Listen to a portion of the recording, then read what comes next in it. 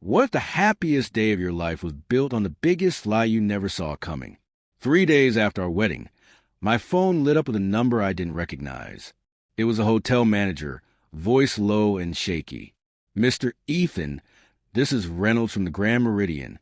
There's something you need to see." I forgot to delete the bridal suite security footage. It was still backing up to our system. "I saw what your best man and your wife were doing after you left the room."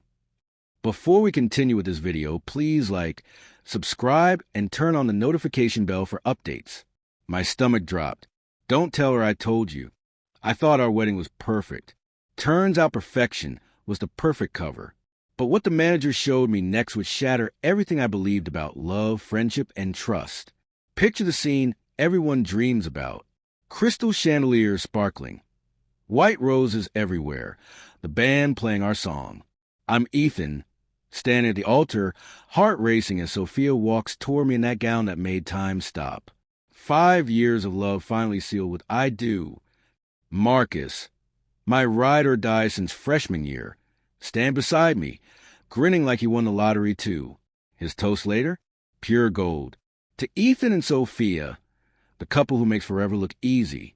Everyone cheered. I even pulled him into a bear hug, whispering, "Couldn't have done this without you, man." Later, reception in full swing. I'm shaking hands, thanking distant cousins. Sophia says she's exhausted, heading up to change shoes. Marcus volunteers. "I'll walk her up.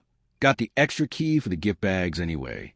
I laughed it off, trusted them both completely. But when I finally made it back to the suite hours later, they were nowhere to be found. And 3 days later, that phone call would show me exactly where they went and what they did. Those first few days felt stolen from a movie. Room service breakfast in bed, lazy walks along the private beach. Sophia's laugh echoing every time I pulled her in for a kiss. I kept thinking, this is what forever looks like. She glowed. I glowed. Everything perfect. Marcus even texted, "You two are disgusting levels of cute. Bro, enjoy every second." I sent back a string of heart emojis, completely blind. But looking back, little things nag now. Her phone always face down. The way she and Marcus exchanged quick glances during the reception toasts. I brushed it off as wedding stress. Then, on day 3, my phone buzzes while we're sipping coffee by the pool. Unknown number. I answer, "Mr. Ethan? It's Reynolds, Grand Meridian manager. This is difficult. The bridal suite camera didn't get wiped like it should have. The footage backed up. I saw your wife and your best man after you left the room that night." Silence on my end. Heart slamming. He hesitated. "You need to see this. But promise me, don't tell her I called." What was on that tape that made a grown man sound terrified? Ever had a moment where your whole world narrows to one screen? I drove straight back to the hotel, hands shaking on the wheel. Mr. Reynolds waited in a dim back office, looking like he hadn't slept. "I wish I could unsee this," he muttered, sliding a laptop toward me. He hit play. First clip. Sophia and Marcus slipping into the suite, giggling like teenagers. Door shuts. Lights dim. Minute 5. Clothes hit the floor. Kisses turn hungry.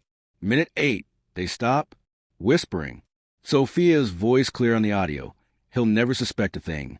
We just need to keep it quiet until the account's clear." Marcus laughs low. "After what he did to me in college, this is payback. And you get half." My breath stopped. This wasn't heat of the moment. It was planned, calculated. The tape kept rolling, showing they'd been in that suite hours earlier during setup. How long had they been playing me? Imagine staring at the person you vow to love forever and seeing a stranger.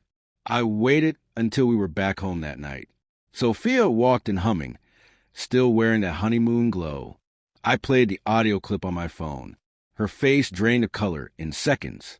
At first she denied it. "It's not what it looks like." Then tears. Then anger. "You were always so busy with work." Marcus was there. I asked the question burning inside me. "How long?" She broke.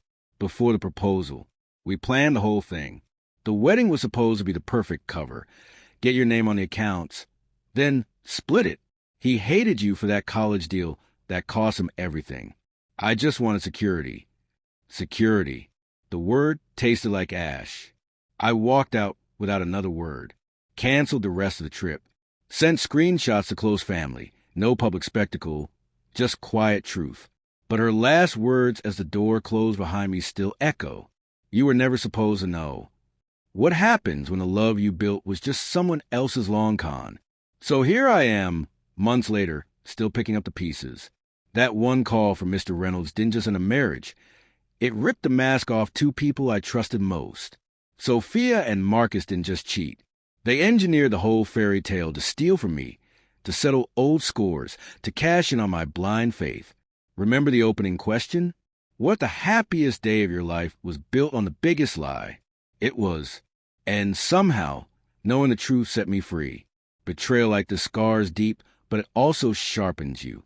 You learn to spot the red flags earlier. You stop handing out trust like candy. And you realize sometimes walking away is the strongest vow you'll ever make. If you've ever been gutted by someone close, drop a like if this hit hard. Subscribe for more stories that remind us we're not alone in the wreckage. Comment below who betrayed you the worst and how did you survive it? Because some secrets stay buried on tape, but the truth, it always finds a way out.